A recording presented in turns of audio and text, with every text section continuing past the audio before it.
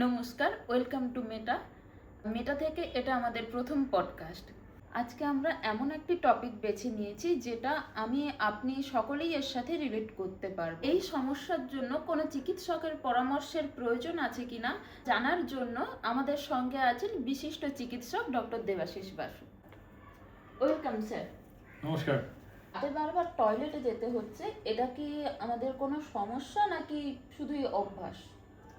দেখো, রাত্রেবেলা কতটা প্রস্রাব হচ্ছে সারাদিনের অনুপাতে সেটার উপর আমাদের সংজ্ঞাটা নির্ভর করে।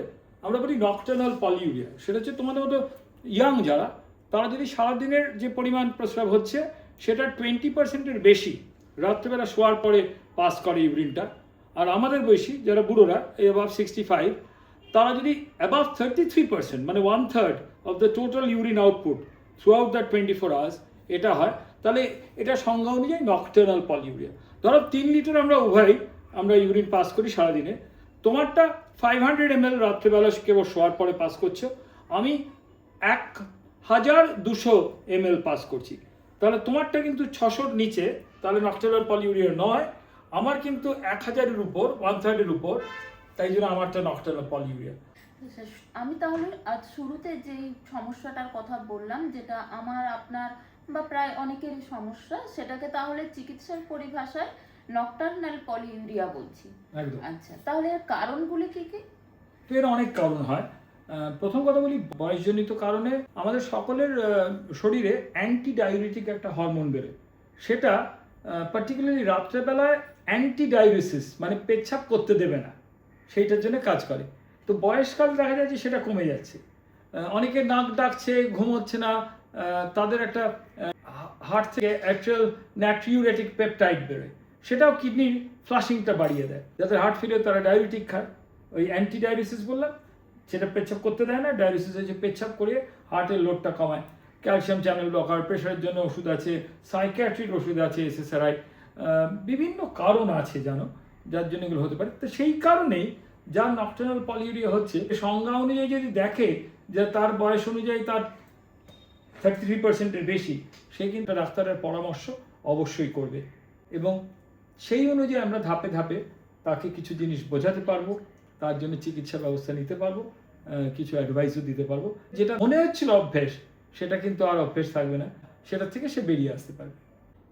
সত্যি স্যার, আপনি খুব সুন্দর বললেন, আমরাও খুব সহজে বুঝতে পারলাম যে এই বারবার বাথরুমে যাওয়াটা কোনো সাধারণ সমস্যা নয়। আপনি যে মাপটাও বললেন তাতেও আমরা বুঝতে পারলাম যে কতটা বেশি হলে আমরা সেটাকে চিকিৎসকের কাছে যাওয়া উচিত বা আমাদের কোনো টিপস নেওয়া উচিত।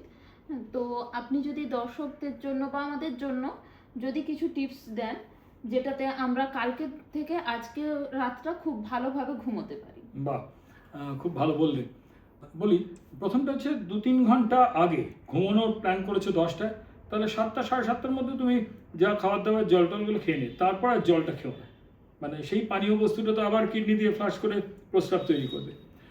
হাই প্রোটিন, হাই সল্ট এই খাবারগুলো, এগুলোতে সুগারের যেমন অসমোটিক, জল টেনে এগুলো ইউরিন তৈরি করে। আর যার হার্ট ফেলিয়ার আছে, যার অবস্ট্রাকটিভ স্লিপ অ্যাপনিয়া আছে, এইগুলো যদি কারেক্ট করে নিতে পারে তারা, অবস্ট্রাকটিভ স্লিপ অ্যাপনিয়া, তারা সিপ্যাপটা ব্যবহার করলো। হার্ট ফেলিয়ার যারা আছে তার ডায়াবেটিক ওষুধটা ঠিক মতো টাইমে খেলেন। আর কিছু সংখ্যক লোক থাকে যাদের শিফট ওয়ার্কার কিংবা কোনো কারণে দোকান টোকানে অনেকক্ষণ সারাদিন ধরে দাঁড়িয়ে থাকতে হয়, তাহলে তাদের পায়ে কনস্ট্যান্টলি জমে যাচ্ছে জলটা। যখন এসে সে ফাইনালি শুচ্ছে, তখন ওই জলটা পা থেকে উঠে এসে সারা শরীরের মধ্যে ছড়িয়ে যাচ্ছে, সেটা তখন ইউরিন তৈরি হচ্ছে। তো তারা যদি দিনের মধ্যে যখনই সুযোগ পাবে পাটাকে একটু তুলে রাখতে পারে, কিংবা বসে কথা বলছে যখন একটা মোড়ায় পা রাখলো। কিছু লোকের পা ফুলে যায় কোনো কারণে, ভেনাস ইডিমা হচ্ছে, ভ্যারিকোজ ভেন আছে, তাদেরকে যদি কম্প্রেশন স্টকিং পরিয়ে রাখি, তাহলে দেখা যাবে রাত্রে তাদের একটু আরাম পাচ্ছে তারা। মানে দৈনন্দিন যেই ওষুধগুলো খাওয়ার খাদ্যশৈলীটাকে যদি একটু ভেবে নিতে পারি, হয়তো দেখা যাবে যে এইরকম হয়তো 3-4 দিন করলে এই কষ্টটা, এই বারবার ওঠাটা, ঘুম ভাঙাটা, সারাদিনটা আবার সেই অনুপাতে খারাপ যাওয়াটা অনেকটাই কমে যাবে। থ্যাংক ইউ, সকলে ভালো থাকবেন। স্যার যেমন সহজভাবে বিষয়টা বোঝালেন, তাতে আমিও যেমন খুব সহজে বুঝতে পারলাম, আশা করি আপনারাও খুব সহজে একটু বুঝতে পেরেছেন। তাই আমি সকলকে রিকোয়েস্ট করছি এই ভিডিওটা আপনার জানা অজানা সবার সাথে শেয়ার করুন, যাতে সে নিজেও রিলেট করতে পারে যে এটা তার কোনো সাধারণ সমস্যা, যার জন্য কোনো চিকিৎসকের প্রয়োজন, নাকি এটার কোনো সাধারণ একটা অভ্যাস। Thank you.